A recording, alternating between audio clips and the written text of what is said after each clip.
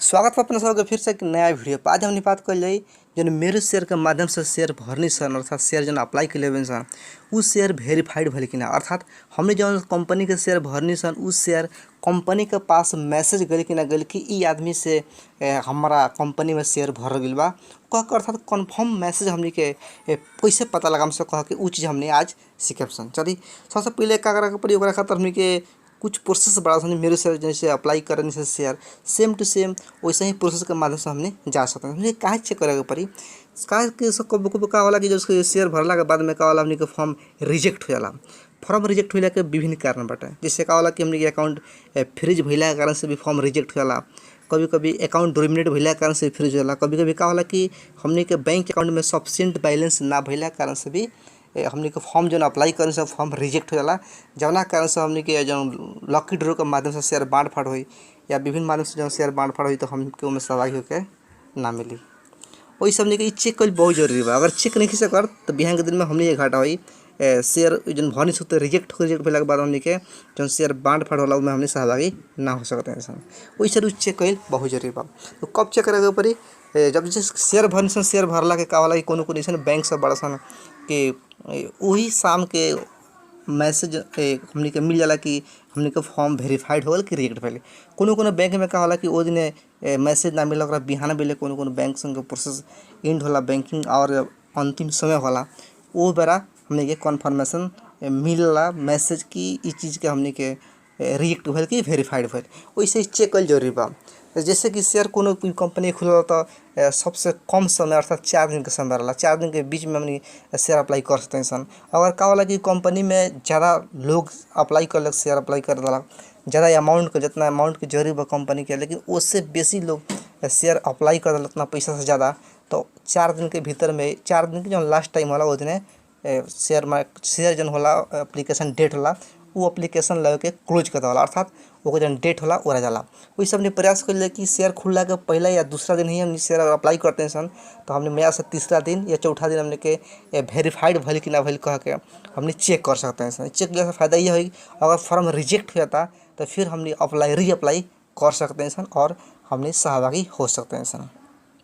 जैसे insufficient balance में कभी कभी का होला कि जैसे जितना हमने 1000 के अमाउंट भरनी सन तो 1000 प्लस बैंक के जो चार्ज होला शेयर अप्लाई कर ओकर चार्ज वो चार्ज चाहे अर्थात कोनो का होला कि बैंक में 5 रुपये के चार्ज बा कोनो 1 रुपया बा कोनो में 20 कोनो में 25 अर्थात हमने 20 की तक अप्लाई कर दें तो 20 × 100 अगर 100 रुपये का रेट बा तो 2000 प्लस 25 चार्ज 2025 रुपये बा तो हमने के फॉर्म एक्सेप्ट हो जाए।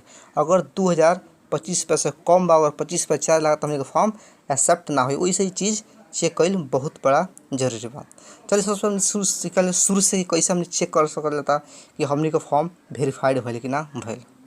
सबसे पहले रहा था क्या करा हमने के शुरू से स्टार्ट कर रखा था। सबसे पहले हमने के गूगल होला गूगल में हमने जाके यहाँ गूगल सर्च होला एमें आके हम यहाँ से सर्च कर सकते मेरे शेयर करके। जैसे पहले हम सर्च के लिए वैसे यहाँ दिखा रहा कि मेरे शेयर या अपने ऑफ से फिर से लिख के भी यहाँ सर्च कर सकते हैं।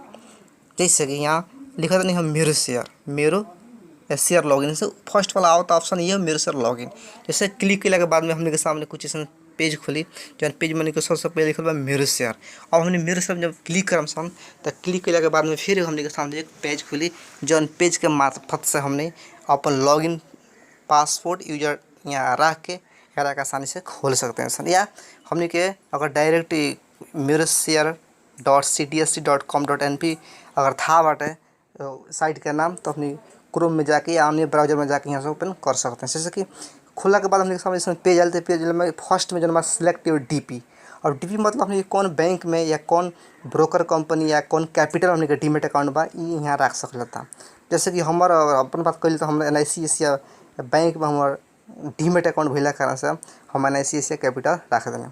और बाद भाई यूजर नेम में अपने के यूजर नेम का मिलल बा वो चीज़ यहाँ रख सकते हैं। अपने के जितना यूजर नेम यहाँ रख सकते हैं। पासवर्ड बा पासवर्ड अपने का बा पासवर्ड अपने यहाँ रख के आसानी से खोल सकते हैं। एक कैला के बाद में हमने के अब नीचे आ जाए नीचे के बाद दिखाते हैं लॉगिन। जैसे हमने लॉगिन करम तो हमने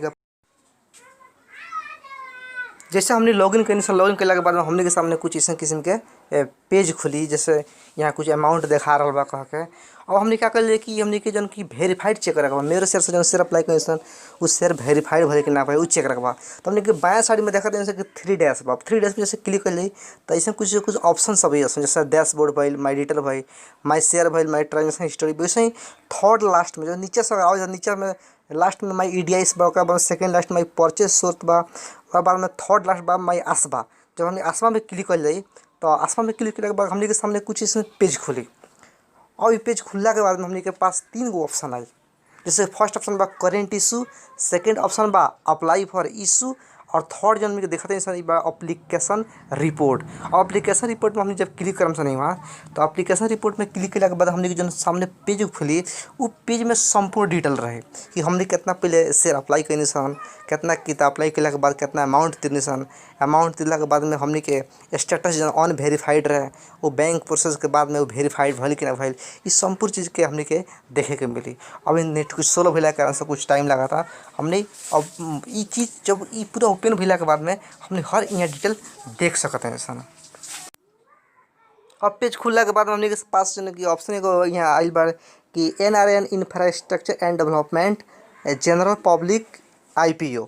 अब यहाँ जो रिपोर्ट बा, रिपोर्ट पर हम जब क्लिक करम सन तो रिपोर्ट पे क्लिक करने के बाद हमने के पास एक पेज खुलल, और पेज में सब डिटेल्स सब बड़ा सन, जैसे कि एप्लीकेशन डिटेल हम पूरा डिटेल में पढ़ के बताओ चाहते नहीं। यहाँ पर PDF, यहाँ पर प्रिंट, अगर PDF नहीं निकाले को हुई तो इस संपूर्ण डिटेल के PDF में क्लिक करके यहाँ सेव कर सकते हैं सन, या प्रिंट करे को तो हमने यहाँ से प्रिंट कर सकते हैं सन। वैसे ही हमने के पास यहाँ और सब,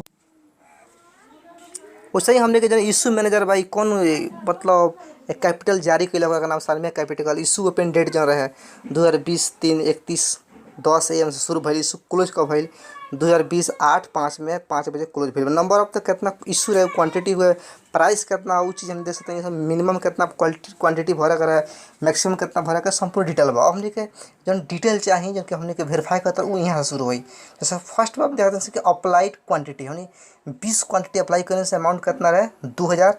बैंक के नाम हो गए, यहाँ ब्रांच भी हो गए, ब्रांच दलबा यहाँ बीरगंज।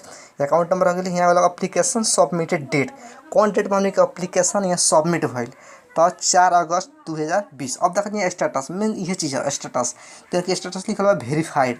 और वेरीफाइड लिखला के बाद हमने कन्फर्म हो जाला कि हमने जो शेयर अप्लाई करने सन वो कंपनी के पास पुग गई। अर्थात जब कंपनी हमने के जन की बाढ़ फाड़ प्रक्रिया हुई शेयर के दवा के नहीं दवा के उसमें बाढ़ फाड़ में हमने सहभागी हो सकते हैं सन। नीचे लिखल बा रिमार्क, जैसे ब्लॉक अमाउंट स्टेटस में अमाउंट ब्लॉक्ड, जब वेरीफाइड लिख दी तो अमाउंट यहाँ ब्लॉक लिख दी। अब हमने कन्फर्म हो गई सन कि हमने के जो अप्लाई करी सन शेयर वो यहाँ से वेरीफाइड होला के बाद में कंपनी के पास हमने के पूरा डिटेल चल गल कि ई आदमी के भी शेयर अप्लाई कर दिल। ऐसा हमने कह के अपन जो शेयर भरम सन वो चेक कर सकते हैं सन। चलिए वीडियो को अंतिम समय तक देखने बहुत बहुत धन्यवाद। और कोनो किस्म के सवाल हुई इस संबंध में कोनो चीज़ ना समझ में आयल है तो यहाँ से कमेंट बॉक्स में अपने कमेंट करके पूछ सकते हैं।